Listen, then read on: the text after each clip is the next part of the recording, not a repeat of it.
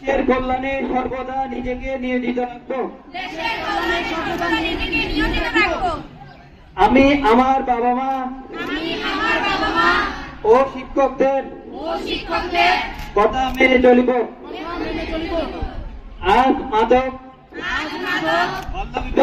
বাল্যবিবাহ, ইফতিজিং, ধর্ষণ ও দুর্নীতিকে না বলে চিরদিনের জন্য বিদায় জানালাম। আমি আমার এই শপথ কখনো ভঙ্গ করব না। আমিন। আমরা ইফতিজিংকে কি দেখাবো? আমরা মিথ্যা কথাকে কি দেখাবো? আমরা স্মার্টফোনে আসক্তিকে কি দেখাবো?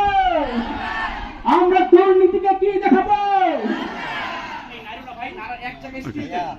আবার আমরা কাটা গুছু করতে হবে। আনিস তুমি দূর থেকে নিয়ে যাও, পুরো সার্কেল আসে, আরো দূর থেকে ছবি নাও, আরেকবার। স্যার আমরা মাদককে কি দেখাবো? ইফতিজিংকে কি দেখাবো? দুর্নীতিকে কি দেখাবো? মিথ্যা কথাকে কি দেখাবো? এবার কাঠটা উঁচু করো এক হাতে, আর এক হাতে গাছ নাড়ো চারো। হ্যাঁ, একসাথে গাছটাকে নাড়ো, লাল কাঠে নাড়ো। লাল কাঠ দিয়ে আমরা মাদক, ইফতিজিং সহ সকল অন্যায়গুলোকে তাড়িয়ে দিচ্ছি।